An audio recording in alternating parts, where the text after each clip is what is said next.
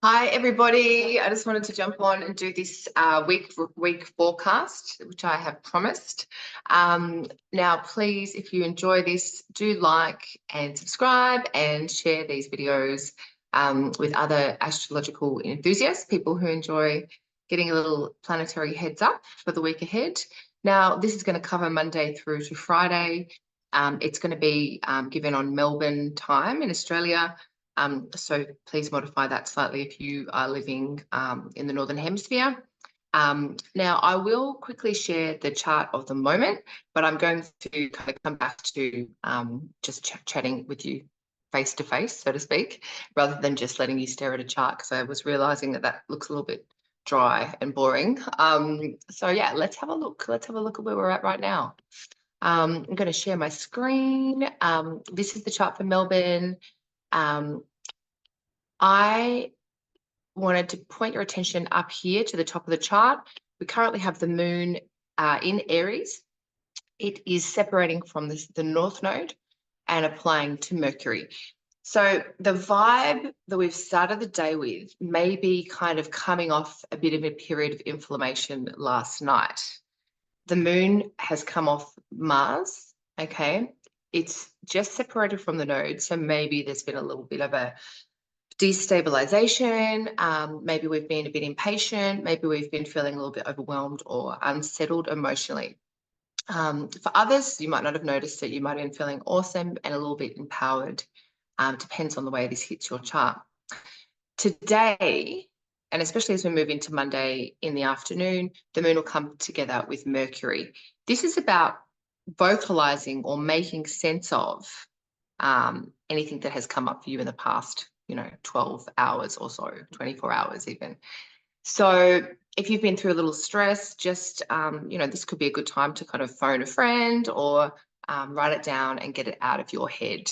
Now, we see this stellium of energy up here in the head. This North Node aspect in Draconic Anatomy, which one of my mentors, Will, has taught me, is very much about the head area and especially the third eye. So when we have planets, especially like these two or these three planets up in the third eye, this can indicate too much pressure in the head. So I encourage you, if you've been overthinking, overcritical, if you've been having headaches, you need to lessen off the energy in the head.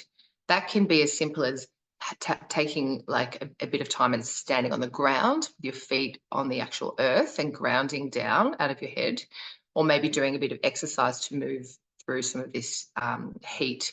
Again, limiting beverages that might be really heating, like caffeine or alcohol, that can help as well, because this is like a sense of heat, or what we call, yang chi rising up to disturb the head.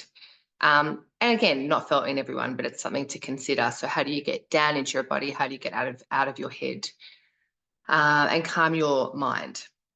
Okay, so today the moon, I'm going to get rid of this share now and just continue to come back.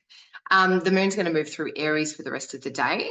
And what we can notice is that we're moving towards a new moon, okay? Now, that means the moon is closing down its cycle, its monthly cycle, and it's coming together with the sun. This is happening on Wednesday. And so the period between now and Wednesday, Monday to Wednesday, as the moon wanes and gets darker and darker, it's a really good time to do any kind of releasing work. Say you want to let go of a habit or, a behavior, or, maybe you've got a bunch of static stuff in one corner, or you need to clear out something. Maybe you need to take something to the rubbish, whether it's metaphorically or in real life. This is a really good time to do so. It's a really good time to let go, okay, purge and release. And it's an introspective time, okay? There's less light available. So when the moon is waning down, it's less of an active time, potentially less of a social time, and more of a time for reflection. So keep that in mind in this period as the moon goes towards a new moon. Now, the astrology of Tuesday is, again, we're going to have the moon move into a new sign. It's going to enter into its exaltation sign, which is Taurus. The moon in Taurus tends to bring a sense of desire for comfort, earthly pleasures, nice food, maybe taking things a bit more slowly is the order of the day. The energy of Aries can be quite a different one on Monday, where we might feel compelled that we have to do. The energy of Taurus is more of a be kind of energy. So slow and steady wins the race kind of vibes. Now, that being said, the moon will square Pluto on Tuesday. So if anyone has planets in the early degrees of fixed signs, I say this regularly, and that could even mean your sun sign, moon sign, ascendant in Taurus, Scorpio, Leo, or Aquarius at the early degrees, then you might feel like a little bit of a purge, like maybe some emotions are coming up. Maybe there's something that needs to be deeply released. Maybe something is coming to the surface to be witnessed, to be seen by you. Maybe something's coming out of the closet that needs to be ventilated and released in order to be free. So this might feature for some of us. And then as we move through Tuesday, there is sort of a matter-of-fact energy, working through the facts, working through practical matters. The sun will sextile Saturn in the afternoon, and still the moon will continue to wane down to its new moon, which is happening on Wednesday, so the following day. Now, this is a new moon in Taurus. This is happening at the 18-degree mark, and it's going to be in conjunction with Uranus, the awakener, the disruptor, the planet of shocks and enlightenment. Okay, so it's not always doom and gloom. This can be that, what's that thing? It's like a defibrillator. Boom, wake up. Maybe there's a part of your life, check the chart, check your birth chart to see where 18 degrees of Taurus lands in your chart.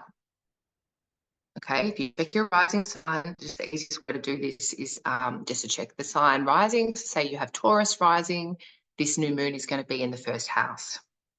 Okay, if you have Aries rising, the Aries would be the first, but Taurus would land in the second house, just counting forward until you see Taurus. So that will be illuminating second house matters like resources. So maybe there could be a shock with resources. Maybe you could have a really sudden insight into how you can improve your finances, or you might want to make some kind of purchase.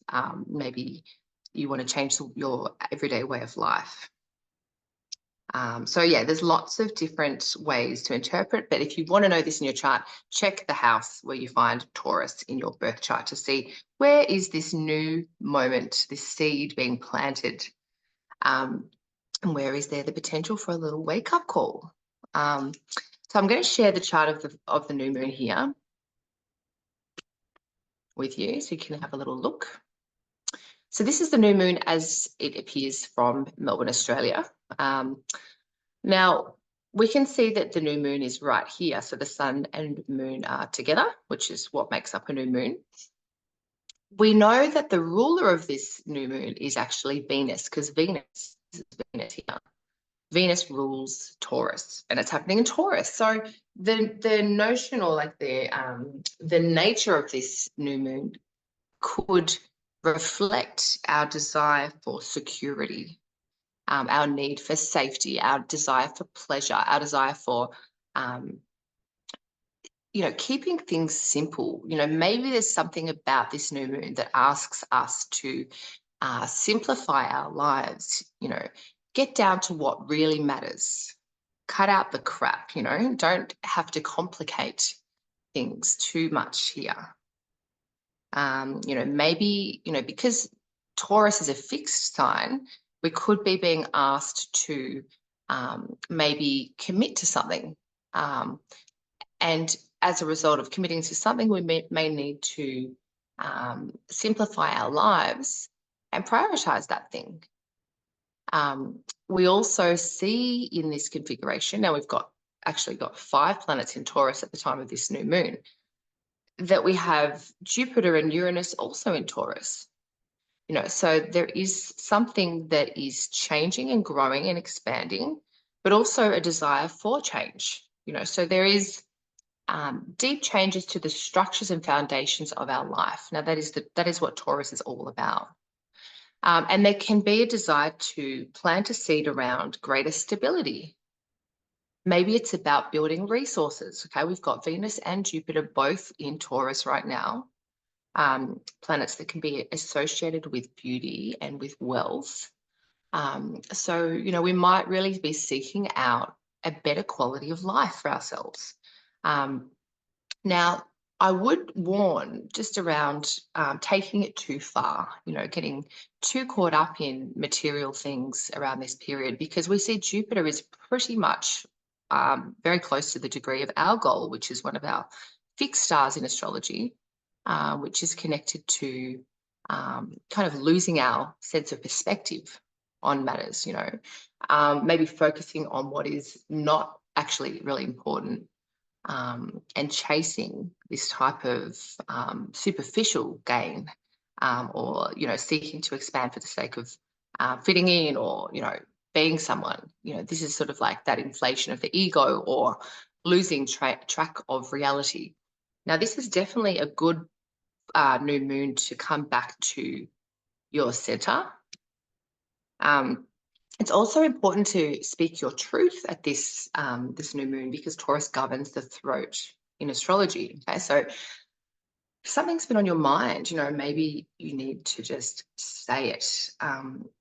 But it doesn't have that same kind of, it's not like an Aries new moon or something where we're likely to just, give it to someone. It's got that more deliberate, maybe we'll be contemplating for a bit before we say it, but maybe we need to just say it, or maybe saying something is what actually leads to a greater sense of connection.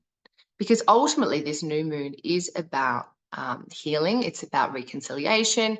It can be about relationships going to the next level, because Venus is the dispositor or the ruler of this new moon.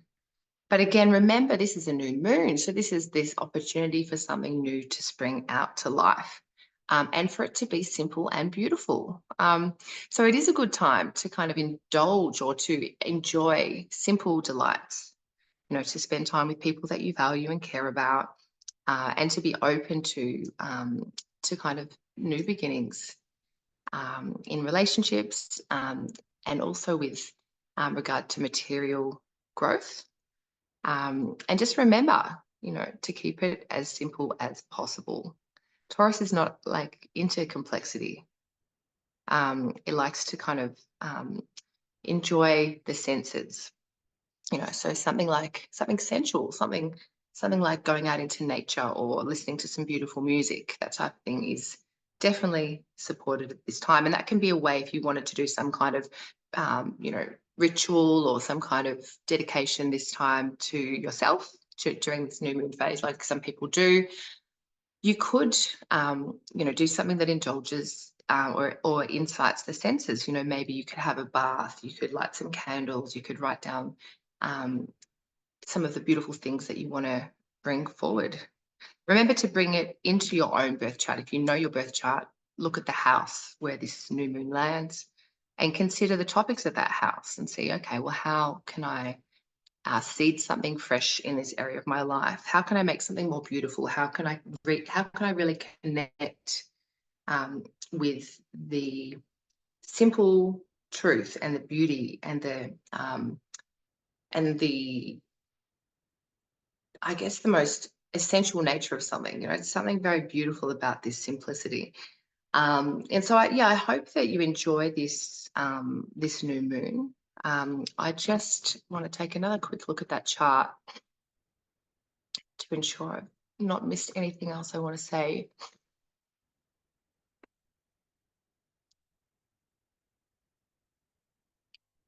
It's the other thing that's important about this is that the new moon is not just moving toward Uranus, so it's got that sort of edgy, exciting.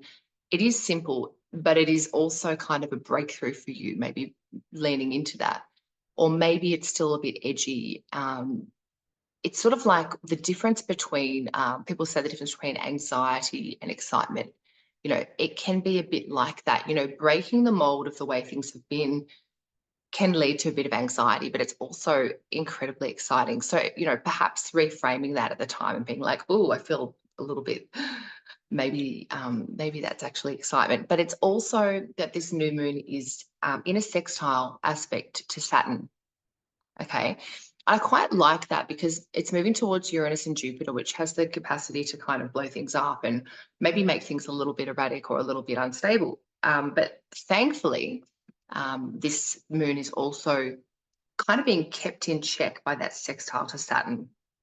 And Saturn's kind of maybe moderating the response, maybe kind of helping you to look at it from a mature perspective as well, and not just to kind of take a huge risk or go too far. So yeah, I quite like this this new moon.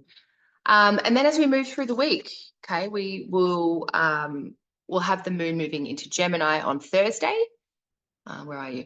The moon's moving into Gemini on Thursday. Gemini energy is definitely kind of more in the head. Okay, so we might notice that our attention goes more to things like networking or having conversations. Maybe we feel more drawn to doing analytical work or accounting or punching numbers or drawing up spreadsheets or this kind of thing.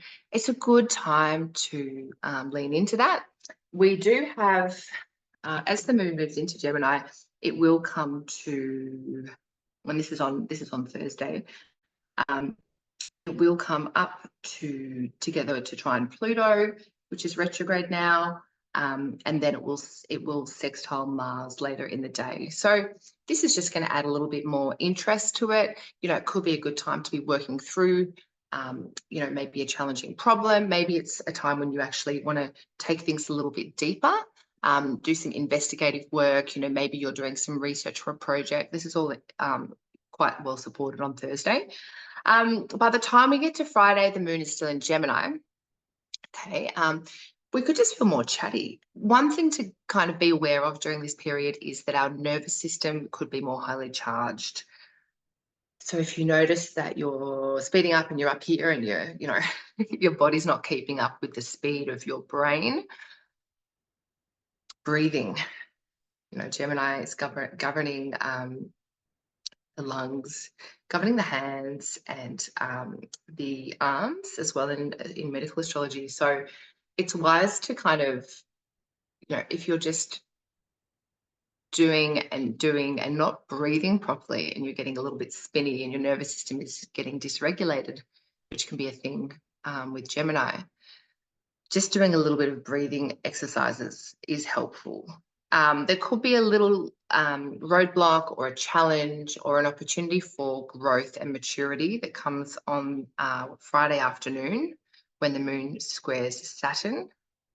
Now, this is happening around the mid-degrees of mutable signs. So if you've got any planets in mutable signs, which is Pisces, Virgo, Gemini, or Sagittarius, then you might notice this. You know, this could be a little bit frustrating. It could also be an opportunity where you go, I'm willing to step up to this challenge. I want to, I can see there's a block here and I want to grow with that and I want to overcome that.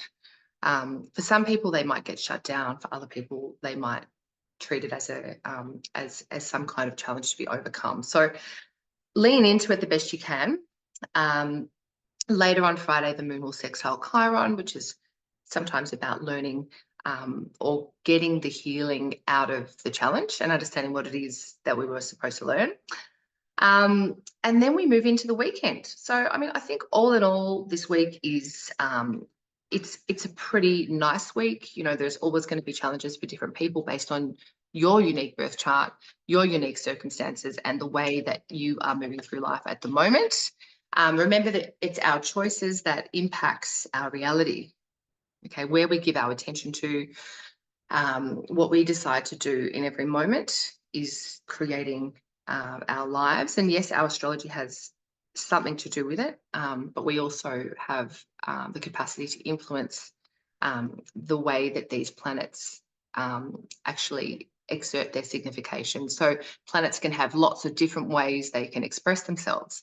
And there are more positive manifestations and some that we would refer to as more negative. So do your best to try and just breathe and move through these things and make really, the best choices you can as you go, and don't be too hard on yourself at all. Enjoy this new moon phase. Enjoy this excitement of a fresh opportunity starting to seed itself, and enjoy some simple pleasures. Get in touch with your senses, maybe get out in nature, and remember to not overcomplicate things. Okay, remember to keep things as simple as possible, and to be adaptable to change and open to the possibility of excitement in your life.